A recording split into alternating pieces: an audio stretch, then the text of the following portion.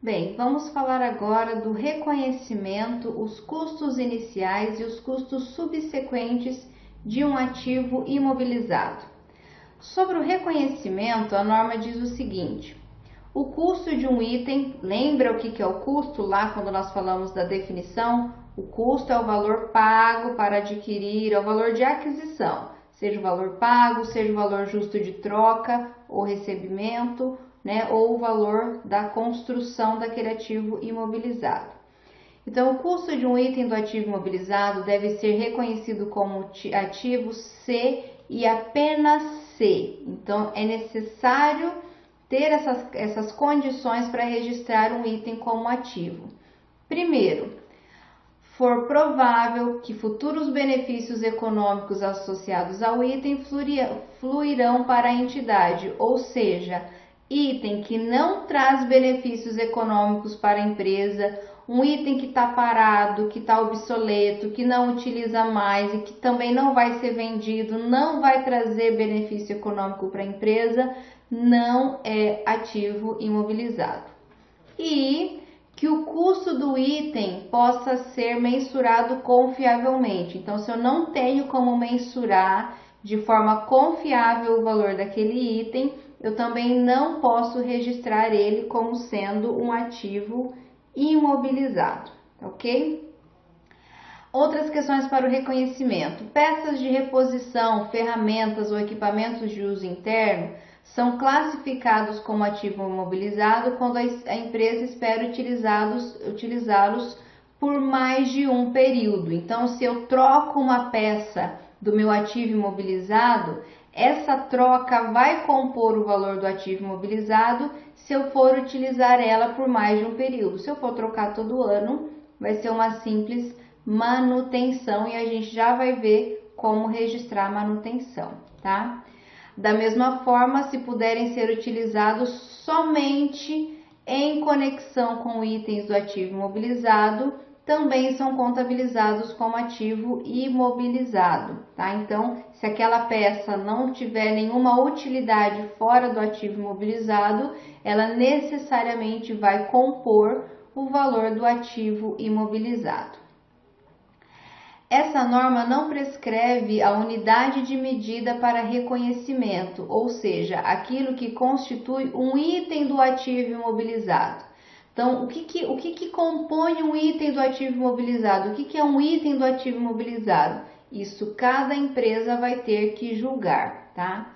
Então, é necessário exercer julgamento ao aplicar os critérios de reconhecimento às circunstâncias específicas de cada entidade. Pode ser apropriado agregar itens individualmente insignificantes, tais como moldes, ferramentas e bases, num conjunto e aplicar os critérios ao valor do conjunto. Então, quando ele fala em item do ativo imobilizado, vamos pensar o seguinte: vamos supor uma fábrica de roupas, né? E aí ela tem diversas máquinas, né? Qual máquina é cada imobilizado? Porque existe uma máquina que faz vários processos, corta, costura e é uma única máquina, né? Ou no caso, por exemplo, de uma aeronave, o que vai ser o item de o item do imobilizado? Ela pode separar, por exemplo, a estrutura do motor, né? Isso até tem exemplificado aqui na norma. Então, a definição de itens do ativo imobilizado, isso cabe a cada empresa, né? É importante que itens que tenham valores significativos sejam separados. Itens com valores insignificantes ou que trabalhem em conjunto, talvez eu possa juntar e ter um único item do imobilizado e eu atribuo ao custo aquele item especificamente, tá ok? A entidade deve avaliar, segundo esse princípio de reconhecimento, todos os seus custos com ativos imobilizados no momento em que eles são incorridos, né?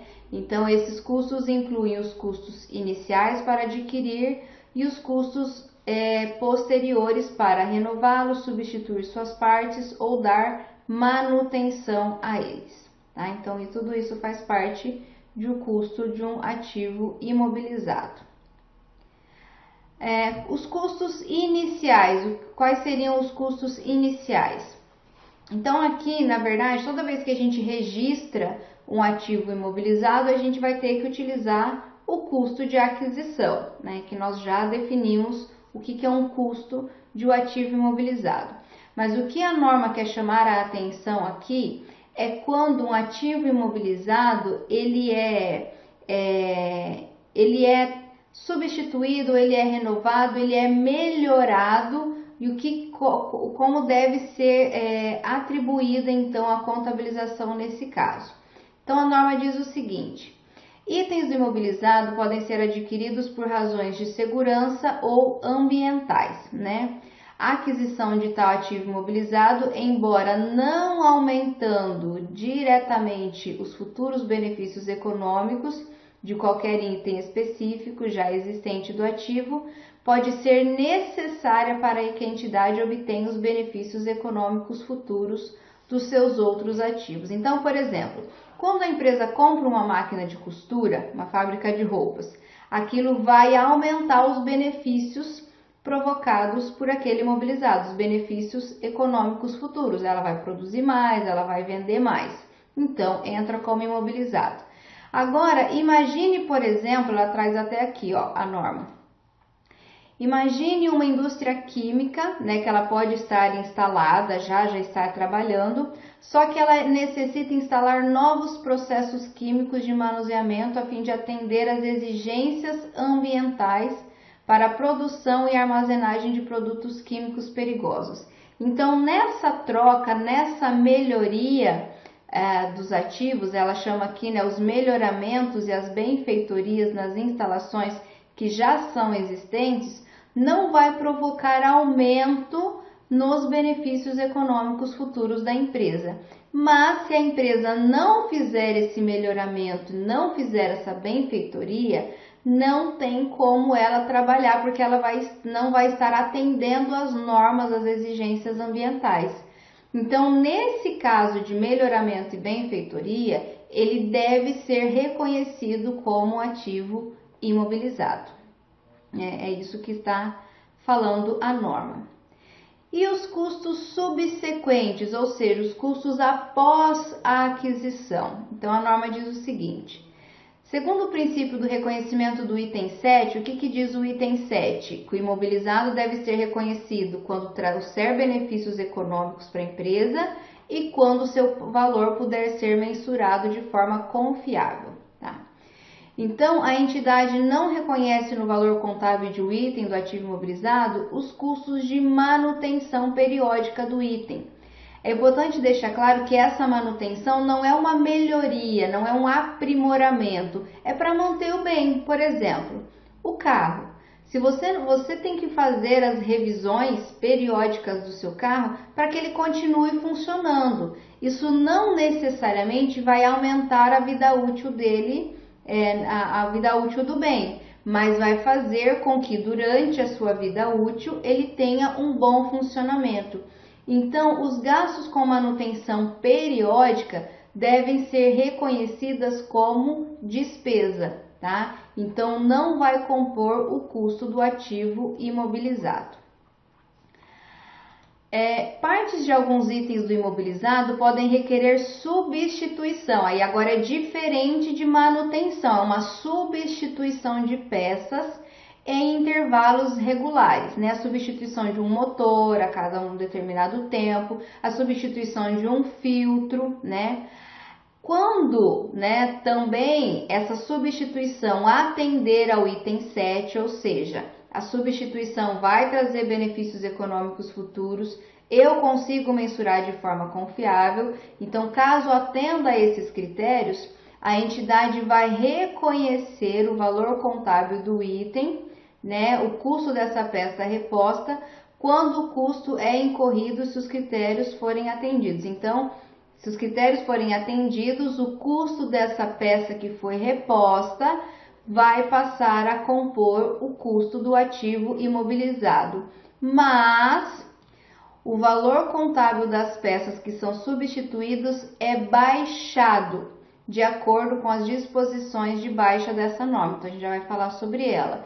Então, para isso, a empresa precisa ter um controle, precisa ter uma estimativa, ela precisa conseguir mensurar qual que é o valor do bem que está sendo substituído, daquela peça que está substituída.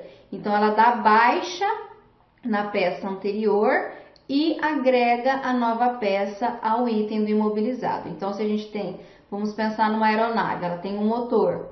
Trocou o motor, se ainda tinha valor contábil, lembra do valor contábil?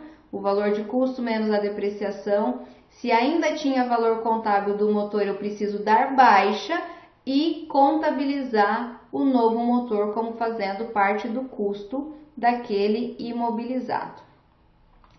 Uma condição para continuar a operar um item do ativo imobilizado pode ser a realização regular de inspeções importantes, tá? Essas inspeções muitas vezes são até para atender exigências legais. Então, um determinado equipamento, um determinado máquina precisa passar por inspeções periódicas. Essas inspeções também precisam compor o custo do ativo imobilizado. É como se fosse um custo necessário para manter a vida útil, para manter aquele bem em operação. Só que também é importante lembrar que, olha só, quando o valor contábil remanescente do custo da inspeção anterior, né, é baixado. Então, quando eu faço a inspeção, eu registro o custo daquela inspeção como fazendo parte do meu imobilizado. Na próxima inspeção, eu preciso baixar o valor da inspeção anterior e colocar o valor da nova inspeção. Porque vamos supor a aeronave, vou utilizar aqui que acho que dá para explicar bem. A aeronave precisa passar por inspeções. Então, ela passa por uma inspeção e gasta lá R$5.000 de inspeção. Então, esses R$5.000 vai agregar o custo da minha aeronave. Passou um ano, eu faço uma nova inspeção, só que agora a inspeção passou a custar R$7.000. O que eu preciso fazer? Eu vou ter que dar baixa no valor de 5.000, que já estava naquele imobilizado, e agora eu vou agregar 7, né? Porque o valor da inspeção passou a ser maior. Então, isso também, para o reconhecimento dessas inspeções como custo do ativo imobilizado, a empresa precisa manter controle desses valores, né? Para que possa, então, ser feito o registro da forma correta.